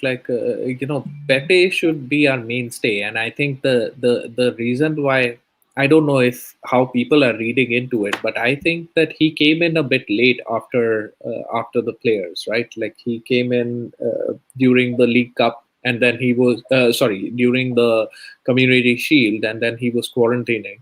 So since then, he hasn't really had that much time. So that's the reason why before that, Pepe was playing in last season. And so, I think Pepe is going to be on the right. Willian and Saka are going to be the midfield guys. Saka as an understudy to Willian, playing in the midfield when Arteta can finally get 4 at the back. That's the main catch. Yeah. Stan? I don't agree with that. I think that Willian coming in has now put Pepe as the understudy to the right-hand side in that position. And I think for this season, after this season, I don't know. But I think for this season, Willian was brought in for that role. He plays on the right-hand side, but he plays the right hand. Do you remember me being on a podcast with you guys? I'm sure either on here or Ray, and we were talking about Pepe, and I said, I think that Mikel Arteta prefers the way that Nelson plays the right hand side over Pepe. The only problem is he's not as technical. I.e., when Reece Nelson plays on the right hand side, he's more of a traditional winger where he will keep to the line, go past the player on the outside and bring it up to the byline and try to put balls in. Where with Pepe, he tries to cut in quite a lot. You know, just past the halfway line in the last third, he'll cut in. Yeah. Willian plays the right-hand side, I think, the way that Mikel Arteta wants it played. Yeah. And obviously, he's a more technical player than Reece Nelson. So I think that until Pepe kind of adjusts his game, he'll be playing second fiddle. And for me, unfortunately, to Willian. I think Willian, yeah, I agree. I think Willian's going to play more. I think Willian offers us way more structure. I think when he came off, we saw the structure kind of unravel a little bit in the game against West Ham. I don't think he's – yeah, I think they're very different, but the same kind of. Willian's not too much of a flashy player. And again, like I said, I think a big thing for us going forward, new coach, kind of like feeling things out, getting the team where they want to be, making new signings and all that. I think the one thing we need to rely on right now is structure, and that's exactly what Willian brings. So I agree with Stan. I think he's going to play the season, and after that, I don't know. I think it's Pepe's time to shine in the fact that he needs to win that job and take it by the bullet horns. Colorado Gooner asks, how worried are we about the left back depth? Saka should never have to be the depth there. And obviously, Kolasinac is a dumpster fire. Tierney does seem a bit injury prone. Colorado Gooner, I am actually quite worried about the depth. And I agree with your statement there 110%. I'm worried about it. Tierney does strike me as being a little bit of a glass house. Kolasinac is, he can't cross the street. And I mean, he's a dumpster fire. What else do you say? And I don't like Saka has an immense amount of talent, but I really don't want him being the depth option at left back. That's just not where he's going to shine. So I agree with everything there. What do you guys think? I'm not worried at all. I think we have Cedric and we have AMN. Yes, Cedric's hurt, but Cedric can play left wing back, and so can AMN. I think we have more. Honestly, I think we need to sell. We need to sell some of these fullbacks, to be honest. But I mean, yes, injuries and all that, but I'm not. I think our wing backs are almost. I'm more comfortable with them than I am our. That's not true. I'm not comfortable with the wingers, but I'm not worried. No, sorry. I'm not worried about the depth because obviously our first pick is Tierney. Kolasinac can play there, but he's dog shit. We all agree with that. And we make Leno can play in there as well, even though he's not a left-footed player. He can do a job in there. Saka, I agree with Colorado Gooner. I've never liked Saka playing at left back. He plays there really well, but when you see him playing just that little bit further up the pitch, then your eyes really light up, and that's when you think to yourself, fuck, why are we playing him back there? He needs to be further up the pitch because he does so much more. But then as well, when we bought Cedric, as Ryan quite rightly said, Cedric was bought because he can play on both. So I've not seen enough of Cedric to know that, to say that he's good cover to be for the right back or the left back position, but he scores on his debut, which is always nice. Rohan? Nope. You're muted, buddy. Sorry, are we dealing with this question? Sorry, I had to step away for a second. No worries. So, the left back situation. I just don't trust Kolasinac. That's where I'm at. And Tierney is our mainstay. He plays as much as possible. We really needed to get a replacement for Kolasinac, and I thought that somebody better needs to come in. And there was an opportunity to get somebody on a free, I don't know, Kurzawa or someone like that. But we haven't done that. So we live with what we have to live with. So we've got to, protect Tierney to the largest extent possible, bubble wrap him, whatever you have to do. And then the next option should be Saka. I guess that's where we're at on a in a wing back position. Kolasinac, just don't trust him. Muted Tannor. Schoolboy era. Dun dun dun. I didn't even realize I muted myself. Sorry, Ryan. You wanted to shout something out. Go ahead. Sorry about that. I was gonna tell you what question it was so you could put it on the thing, but I'm taking that privilege away because Lonnie, I like your question, who we think the captain's gonna be tomorrow, but I don't like Lonnie's answer, so I do not want his comment up there on the thing. So I would like to know what you guys think the captain should be for tomorrow. I personally think we're gonna play Xhaka tomorrow for some weird reason. And I think he's getting the armband. I know, shake your head all you want. I don't care. Because I don't see it. I don't know who we're really going to give the armband to. Xhaka is too important for Liverpool. Don't say that. You're going to get me angry, Rohan. You don't like me when I'm angry.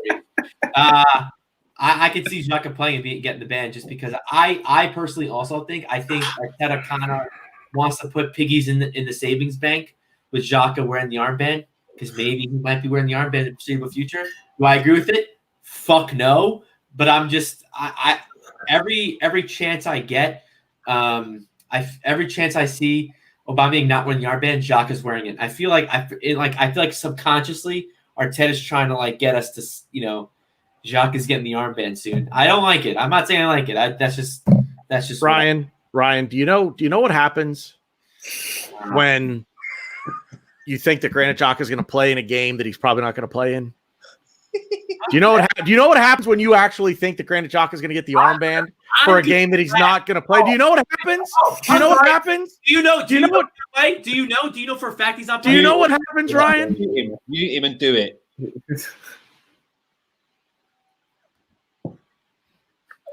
Still talking. Mate, you never made the list. Actually, I don't think he's talking. I don't think he's talking. I think he's just making motions with his mouth. I hope he is somewhere near that lamp tomorrow. I hope. I pray. I pray he's near that lamp tomorrow. You guys will look like, oh boy, you're gonna play Xhaka? We have I gotta say one thing, right? And again, this is like the second or maybe third show in a row now. This has happened. This is probably my first hat trick for same old Arsenal USA. I agree with the lad. I agree with what he's saying. It would not fucking surprise me in the slightest. And I feel the same way. I get this feeling that subconsciously the idea of Xhaka being the captain again is being slowly worked on us. I feel it. I feel like the Yorkshire Ripper on a cold November evening. I don't know why I said that. All right. Rowan, what is happening behind you right now? The glasses being put here. There's an arm. There's like an arm. Yeah. It's like the arm's gone. Yeah. Okay. It's just like all of a sudden it's out of nowhere. It's just like a very low budget version of Poltergeist. Where you can actually see the person moving the stuff. Your arm has made the cut. Yeah. I wish you were on. I wish you were on the other side, and I could pretend that it's my hand reaching over the glass. I love this question. Football with Brownie, this is fantastic. I love it, lads. I know North America is a big place, but if any of us met up for a beer, the answer to this question is, first of all, the answer is no. Unfortunately, three of us are on the East Coast, and actually not that far, relatively speaking, from one another. But Stan is on the West Coast in Vancouver. He's just about as far away from us as one could possibly be. Unfortunately, West Coast is the best coast. Yeah. So the answer is no, but I definitely think this is something that's in the cards. We did kind of have really. Do you remember? Me and you were both at the North London Derby. Yep. I was gonna mention this earlier. We never knew each other at that point. Nope. Did we actually done a podcast together at that point? I don't know. No. Tannor, living in Europe at the time. Tannor, Ray, I don't know. Maybe a few more people were at the Real Madrid game in DC. Yeah, and down in DC. So Ryan, as usual, odd man out.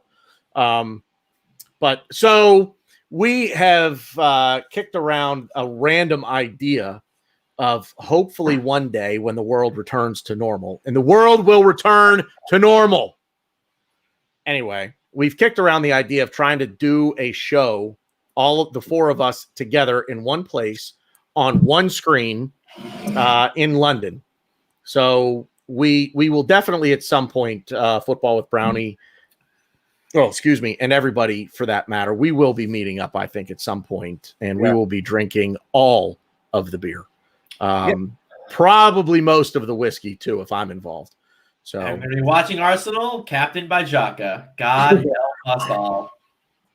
When he's 72. I'm telling you, it's like as well. I mean, if there is like a bit of a hodgepodge lineup tomorrow, it wouldn't surprise me if maybe Mesut Ozil, if you think he's going to start, would get the armband. Okay, easy, Lonnie. Easy. Chill out there. Take it down a notch. There's a question here by my boy Akash Guha, who's asking something that will get Ryan excited. He's saying Maitland-Niles, he wants to play in midfield. Will he get a chance to play in midfield tomorrow? Yeah, that's Ryan. Let me scroll back up. That's here. a great question. Perfect. I mean, he already gets played there, sort of. I mean, he starts as a left wing back or right wing back, but the way Arteta flows with the tactics and the formation, he gets slotted in there anyway. So I think he kind of already plays there.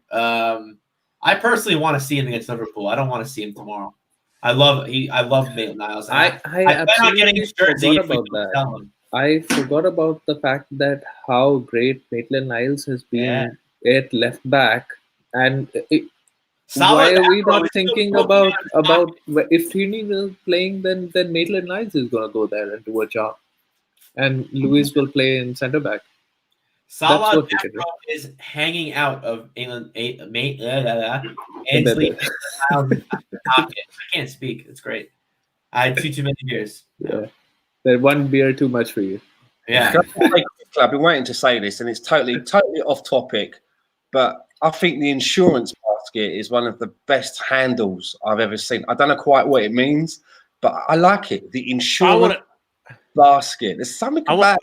I want to shout them out because they're in Auckland, New Zealand. I don't know what the time. I don't know what the time difference is on that, but wow. Actually, Ryan, you would know. Well, I know Australia time. I don't know New Zealand time. It's got to be close. I mean, within an hour or two, I would think. It's 3:40 in the afternoon. So all right, you're fine. You're good. Now, seriously. Thank you for watching all the way from Auckland, Insurance Basket. I love that's awesome. I love that handle. Yeah. Boys, I think that's it. We're right up against the 2-hour mark here. This was again, we can't seem to keep this thing under an hour and a half. We can't, can we? We try. That's the aim. All right. So I'm going to ask this question. You can put it in the comments as long as we're up. As long as you're on Twitter, go to @SameOldAFCUSA and answer this question for me because I'm genuinely curious. The later it gets, the more viewers we get. Have you noticed that? We start off at roughly 9:45 with about 40, maybe 50. We're at 91 live views right now. So here's my question. Is it better if we come on later at night? For you guys that are in the chat, is it better if we come on late at night? Stan is shaking his head no because he wants to eat. And the later we come on at night, the less his chances of eating get. There's Rohan getting involved with a glass of wine. Ooh, I like it. Fancy. Yeah. He shook his head no. He didn't like that.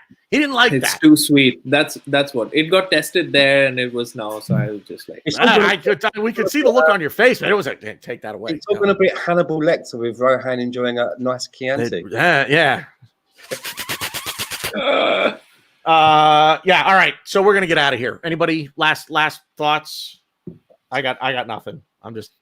No, I think we've said it all. Covered the last game. We've covered the next game, and I think everything in between. For me, as my last word, I just would like to say thank you to everybody in the chat box. There's a lot of locations in there, and there's a lot of guys in there from the UK as well. I know. So thanks for staying up with us. It's appreciated big time. Yeah, absolutely. Ray, the longer the better for me. If I had a nickel for every time I've heard that. That's what she said. Ooh, yeah. I'd have if I had a dime for every time I heard that, I'd have 0 dimes. Bada boom. Anybody? No? Stan? No? Nothing on that? I don't know about it, man. I kind of thought I had you with the Enzo Amore thing. Sorry, I really need a wee, but Say goodbye to everybody and get out of here. That's it, guys. That's it for us, guys. Thanks everybody for watching. Everybody in the chat box watching live, thank you all very, very much. Be sure to check out the links in the description below with our advertisers. Everybody watching on replay, thank you all very much. We really appreciate you guys. Head on over to my channel, The Bearded Gooner on YouTube. Just give it a search. We've got some new content coming over there. We're working on some things with that right now as well. So I would be gassed if you would go over there and follow or subscribe, rather, excuse me, to my YouTube channel as well. So thank you once again, everybody. It's been a blast. Good footy talk, and we'll see you guys